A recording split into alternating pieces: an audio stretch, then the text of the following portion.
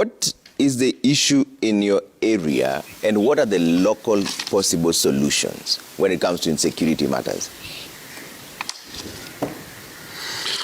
Okay, thank you, Trevor. Turkana at large, and also taking into consideration all the pastoralist counties. These counties, over the years, have experienced cattle rustling, or insecurity, for that matter, for a long period. The causes of this insecurity, or the so-called cattle rustling, this has been attributed by a number of factors. One of the factors is pervasive marginalization of the pastoralist community. When I talk of marginalization, Trevor, is that when governments are formed or when governments are elected, there is no fair distribution of resources to this pastoral community, and specifically Turkana. If you look at the arena of giving jobs to the professionals of this county, if you look at the parastatals here in Kenya or government agencies, you will not find a Turkana having a position of a CEO or a managing director. And imagine, we have more than 1,000 positions, such positions in this country. There's no Turkana. That will mean that the Turkana people are underprivileged. Underprivileged in the sense that we don't have senior people in government who will be able to bring jobs to these junior professionals. Underdevelopment in these marginalized communities. Remember,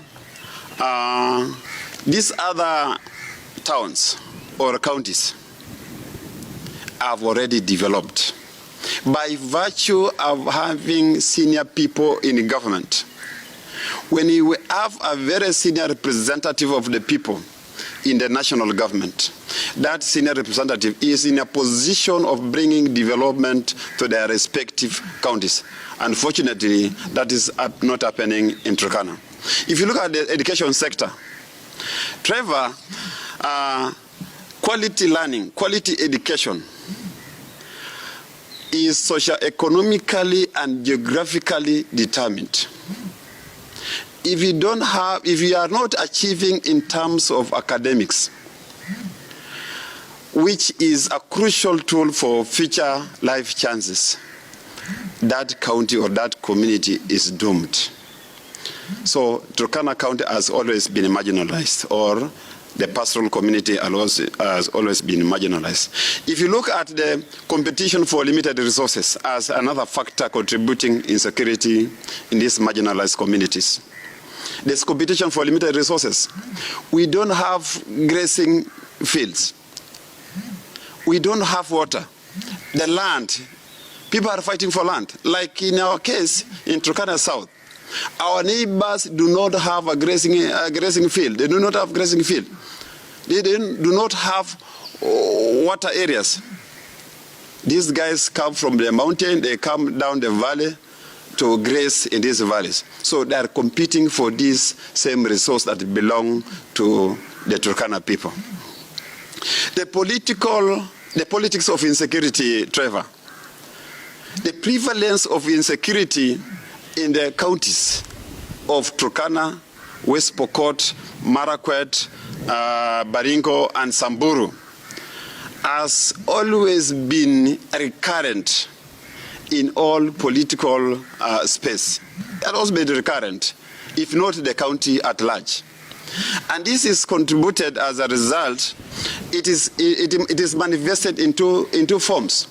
There is intentional creation of this insecurity by the local terrorists. Intentional. Intentional in the sense that they want to replenish their livestock after probably giving out dowry, after drought has taken away all the animals. So they will always tend to get to the nearby community so that they can replenish their livestock. But Namoit, there's another concern here. The CS for Interior was there, and even the president at some point was there. The declarations they're making... I've not finished, Trevor. Do they make sense to the people? I understand where you're coming from, but the declarations being made by the government, do they make sense to the people? Will it be a resolution?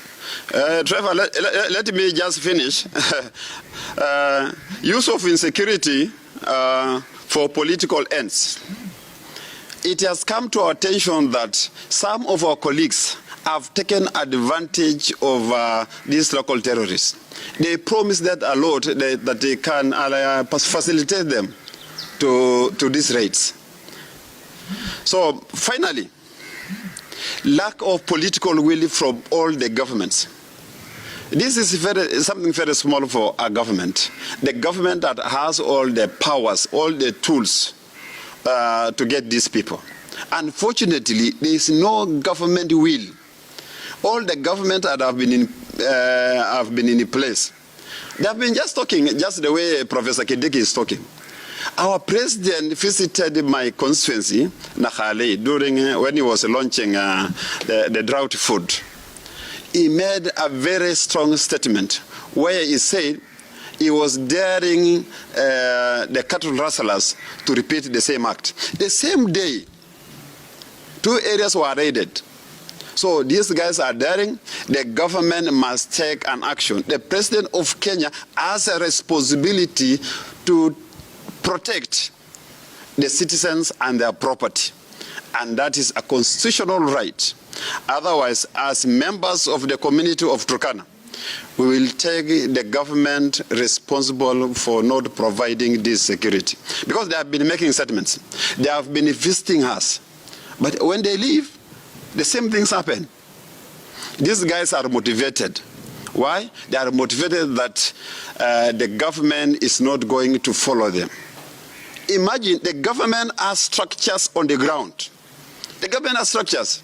Right from Nyumba Kumi to the village elders of the chief, to the chief themselves, the ECC, ACC, all of them are there.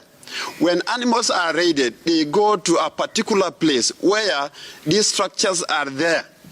But unfortunately, the government is not following its structures to recover these animals.